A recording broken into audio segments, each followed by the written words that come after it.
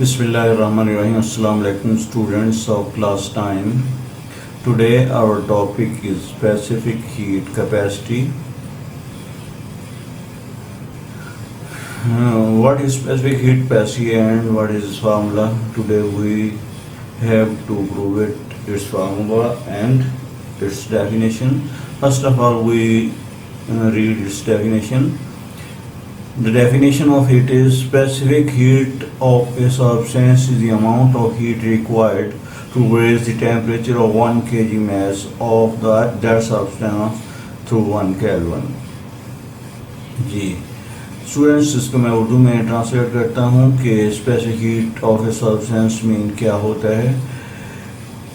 Student, आप जानते हैं कि हर सब्सटेंस की एक ख़ास नेचर होती है, उसकी एक ख़ास फिज़िकल स्टेट होती है, उसकी ख़ास केमिकल प्रॉपर्टीज होती हैं और ख़ास स्ट्रक्चर होता है, atomic mass, atomic weight, each and everything, सब कुछ हर एक सब्सटेंस का दूसरे से मुख्तलिफ हो सकता है। कोई कंपाउंड हो सकते हैं, कुछ मिक्सचर हो सकते हैं और कुछ एलिमेंट्स हो सकते हैं। हर एक की नेचर डिफरेंट है। अब इस डिफरेंट नेचर को आपको एग्जांपल देता हूँ। फॉर एग्जांपल हमारे पास हमारी सराउंडिंग में बहुत सारी चीज़ें पड़ी हुई हैं। फॉर एग्जांपल वर्ड है, आप एक डे टाइम में एक टाइम महसूस कर लेते हैं। फॉर एग्जांपल आप सुबह के 10 AM के ऊपर एक एनवायरनमेंट में खड़े हैं, आपके ऊपर सनलाइट है, आप मुख्तलिफ चीज़ों को टच कर रहे हैं। अब देखें, आप वुड को टच कर रहे हैं, वो आपको और टेम्परेचर पर महसूस होगी। उसी जगह पर एक मेटल आयरन की प्लेट पड़ी हुई, उसको टच करेंगे, आपको कुछ और महसूस होगा। वहीं पर मिट्टी सॉइल पड़ी होगी, उसको आप टच करेंगे, कुछ और महसूस होगा। वहीं पर आइस पड़ी होगी, उसको टच करेंगे, कुछ और महसूस होगा।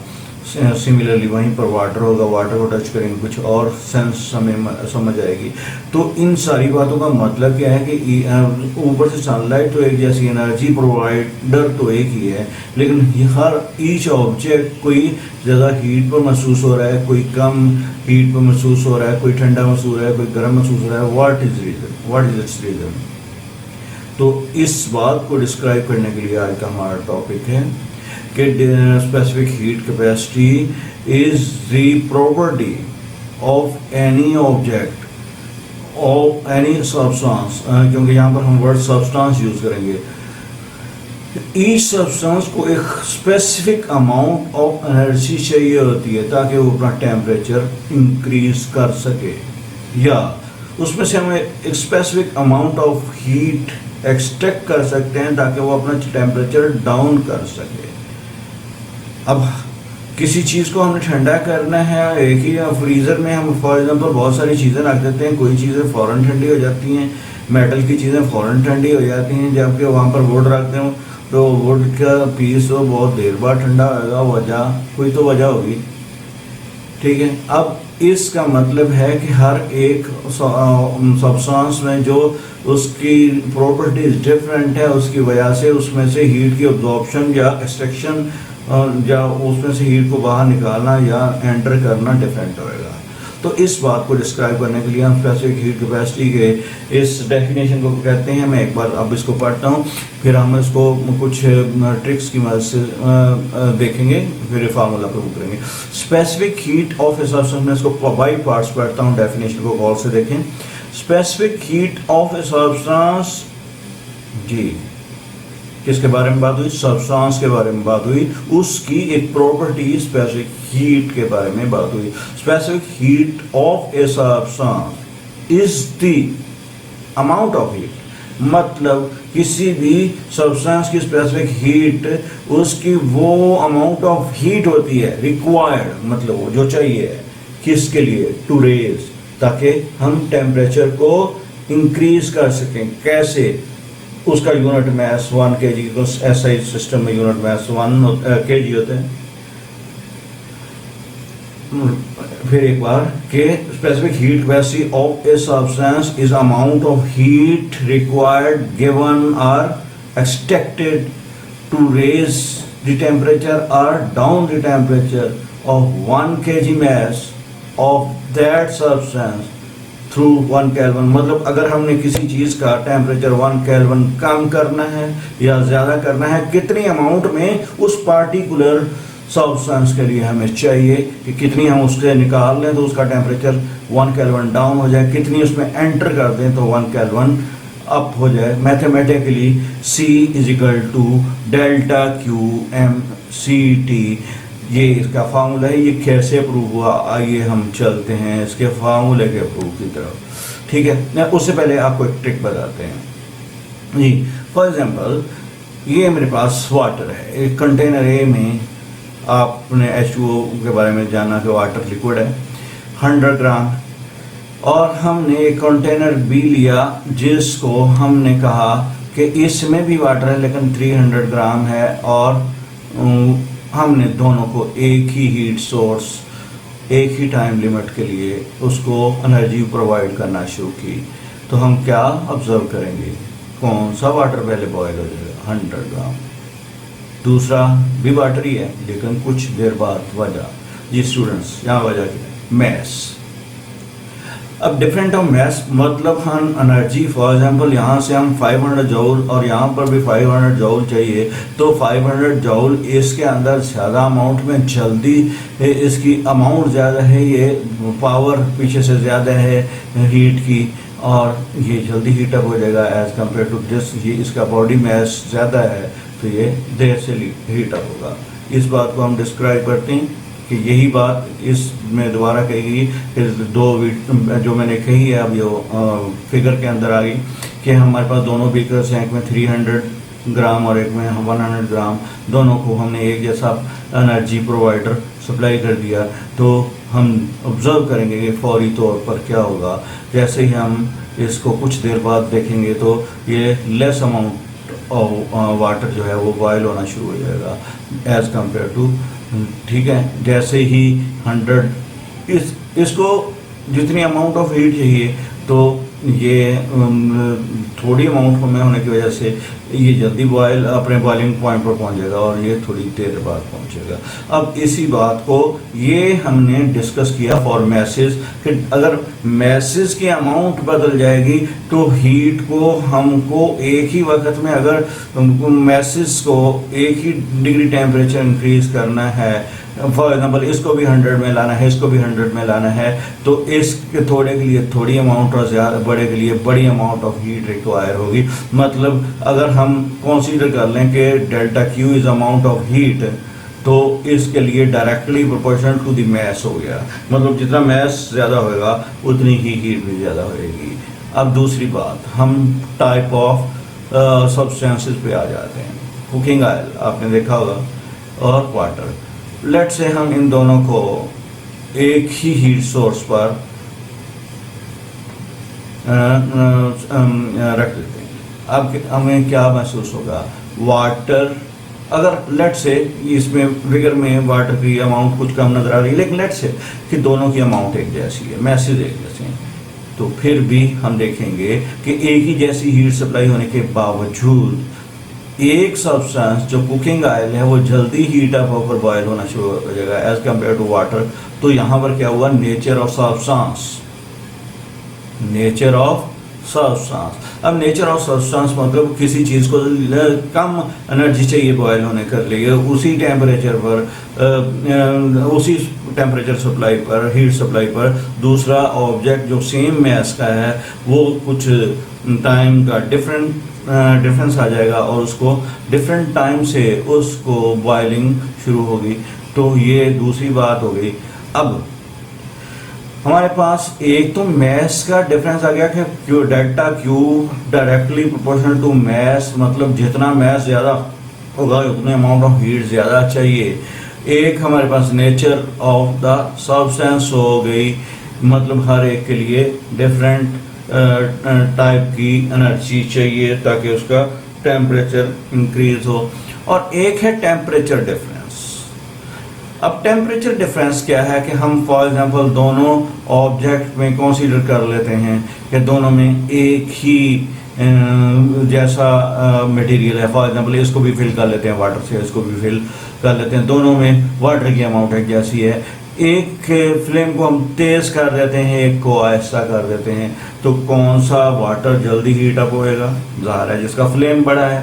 तो फ्लेम बड़ा होने का मतलब क्या कि delta Q amount of heat जो है, जो हम गिवन कह रहे हैं कि डेल्टा जो सप्लाई कर रहे हैं, जो रिक्वायर्ड है ऑब्जेक्ट के लिए उसको हीट अप करने के लिए, उसको हम डेल्टा क्यू लेट कर लेते हैं।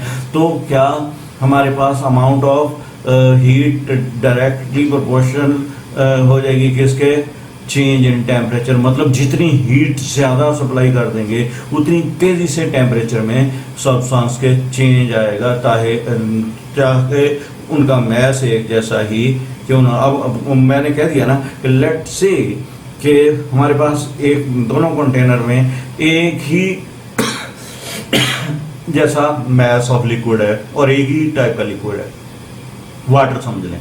तो अब अगर हम फ्लेम डबल कर देंगे तो वो जल्दी बॉयल हो जाएगा, और अगर हम फ्लेम उससे आधा कर देंगे तो देर से बॉयल होगा। इट्स मीन के change in temperature directly proportional to the applied heat.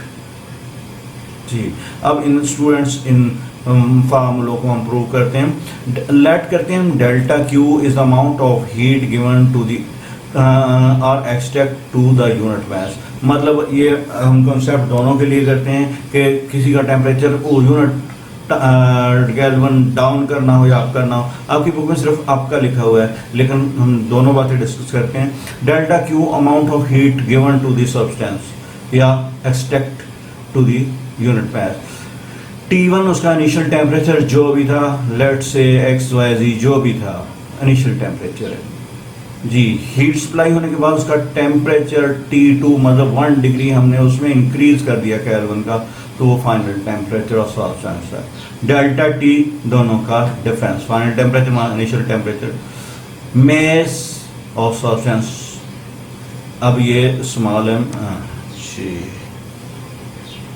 जी, ये स्मॉल एम हमारे पास मैस ऑफ द सब्सटेंस हो गया, ठीक है। अब हीट प्रोवाइड और removed directly proportional to mass. ये मैंने अभी बोला कि हीट जो रिक्वायर्ड है या रिमूव्ड है, रिमूव्ड टू डाउन और provide to up the temperature जी। Delta Q directly proportional to mass, जितना मैस होगा उतनी हमें हीट भी ज़्यादा चाहिए। Delta Q directly proportional to change in temperature, जितना हमने टेम्परेचर चेंज करना है उतनी ही तेज़ी से, जितनी तेज़ी से चेंज करना है, चेंज इन टेम्परेचर करना है, तो हमारे पास डिफरेंस ऑफ टेम्परेचर जो आएगा वो directly proportional to applied heat आएगा कि कितनी हीट हम उसको गिवन सप्लाई में उसका हम कितनी हीट उसको प्रोवाइड कर रहे हैं टू इंक्रीज द टेम्परेचर। मतलब delta Q directly proportional to change in temperature. On combining above two relations, delta Q directly proportional to mass भी है और delta Q directly proportional to change in temperature भी है। दोनों को हमने combine कर दिया। यहाँ पर जैसे ही हम प्रोपोर्शनलिटी साइन को रिमूव करते हैं तो इक्वल लगाते हैं और साथ में कांस्टेंट लगाते हैं एम डेल्टा टी। अब ये कांस्टेंट की जगह पर अगर हम सी लिख दें, constant, C stand for constant, M delta T. अब सी को हम एक साइड पर इकट्ठा करके दूसरी जो दो फैक्टर्स हैं मैस एंड डेल्टा टी, उसको हम नीचे डिवाइड कर देते हैं। अब ये एक रेशो आ गई, amount of heat given to a unit mass of substance to increase its temperature through 1 Kelvin is called specific heat capacity. अब देखें डेफिनेशन इस फार्मूले के अंदर छुपी हुई है। ऊपर क्या है, ये amount of heat, delta Q amount of heat required for a unit mass of a substance to increase its temperature through 1 Kelvin is called specific heat capacity। जी, यही डेफिनेशन आपने बुक के अंदर पढ़ी क्या? मैं एक बार फिर इसको रिपीट करता हूँ, फिर वहाँ पर जाकर पढ़ते हैं। अमाउंट ऑफ हीट रिक्वायर्ड, आपकी बुक में लिखा हुआ है, amount of heat required to a unit mass of a substance to increase its temperature through 1 Kelvin is called specific heat capacity। अब देखें ये बुक के अंदर डेफिनेशन जी। specific heat of a substance is the amount of heat required to raise the temperature of 1 kg mass of that substance to 1 Kelvin is called specific heat capacity।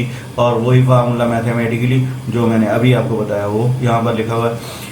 In SI units mass m is measured in kilogram. अब उसका unit को discuss करने जा रहे हैं। Heat delta Q is measured in joules and the temperature increase in taken as in Kelvin। ये K stand for Kelvin, hence SI unit of this is वो ये ऊपर पेज के लिखा हुआ है। Specific heat is joule per kg per Kelvin। Specific heats of some common substances are given in the table। अभी हम टेबल देखेंगे पीछे। अब स्पेसिफिक हीट इज जूल पर केजी पर केल्विन पढ़ना है। जूल केजी -1 के -1 नहीं पढ़ना। हम एक एजुकेटेड स्टूडेंट्स हैं और हम जाहिलों वाली बात नहीं करेंगे। जूल पर केजी पर केल्विन पढ़ते हैं इसे। अब हम उस ये देखते हैं। अब देखें हमारे पास अल्कोहल है। इसकी स्पेसिफिक हीट कैपेसिटी 2500 है। इट्स मीन कि इसका मतलब क्या है कि हमें 2500 जूल एनर्जी चाहिए। अगर 1 kg अल्कोहल हो उसका टेम्परेचर लेट से मैं कहता हूँ 25 K है, तो 25 K से 26 K करने के लिए हमें कितना जूल एनर्जी चाहिए? 2500। सिमिलरली एल्युमिनियम है, 1 kg का हमारे पास एल्युमिनियम रॉड है। हम उसका टेम्परेचर लेट से 30 डिग्री सेल्सियस है, तो हम 30 से 31 करना चाह रहे हैं, तो हमें कितने जूल एनर्जी उसको चाहिए? 90 एंड 835 एंड सॉइल जो ड्राई खुश्क मिट्टी होती है उसको लिए 810 चाहिए। जबकि सबसे मशहूर और मरूफ जो सबसे ज़्यादा है वाटर 4200 जूल्स पर केजी पर केल्विन। मतलब अगर हमने वाटर को हीट अप करना है तो हमें कम से कम 4200 जूल्स एनर्जी एग्जैक्ट ये होती है 1183 जूल्स जी। लेकिन हम राउंड ले लेते हैं 4200 joules. Except 1 kg distil pure H2O water को 1 डिग्री इंक्रीज करने के लिए जो हमें स्पेसिफिक हीट कैपेसिटी चाहिए होती है, जो एनर्जी चाहिए उसका कोई भी 1 डिग्री टेम्परेचर बढ़ाने के लिए, तो हमें 1183 जूल चाहिए। लेकिन हम उसको राउंड लेते हैं 4200 जूल्स। ठीक है। यही वजह है पानी की सबसे ज़्यादा स्पेसिफिक हीट कैपेसिटी होने की वजह से कि पानी को पर डिग्री टेम्परेचर इंक्रीज करने के लिए बहुत ज़्यादा अमाउंट में हीट चाहिए। तो इसलिए सनलाइट से आने वाली तमाम से हीट का ज़्यादातर हिस्सा जो हमारे सी हैं वो अब्जॉर्ब कर लेते हैं, और इसी की वजह से हमारी ज़मीन का एक नॉर्मल टेम्परेचर बरकरार रहता है। अगर हमारी ज़मीन के ऊपर पानी इतनी 1/3 ना हो, मतलब 3 हिस्से पानी हो 1 हिस्सा मिट्टी है, अगर कुदरत ने ये रेशो ना रखी हो, तो हमारी सनलाइट हमारी ज़मीन का टेम्परेचर कहा जाता है कि ऑलमोस्ट इसी ज़मीन के ऊपर ये 500 सेल्सियस से ऊपर चला जाएगा। ये कुदरत की एक मेहरबानी है कि हमारे पास एक ओजोन लेयर है और ज़मीन के ऊपर पहले तो ओजोन लेयर सनलाइट की ज़्यादा एनर्जी को रोकती है, और देन फिर हमारे पास वाटर है जो एक्स्ट्रा एनर्जी ज़मीन की तरफ आती है सनलाइट की, उसको ऑब्जॉर्व कर लेता है ताकि लाइफ साइकिल बरकरार रहे। उसके बावजूद आजकल जून है, आपको लग पता जाता है थोड़ी सी हीट ज़्यादा हो तो उसको भी स्टूडेंट आज का टॉपिक बहुत इंटरेस्टिंग था। इंशाअल्लाह आपको समझ आएगी। Best of luck. अस्सलाम वालेकुम वरहमतुल्लाह।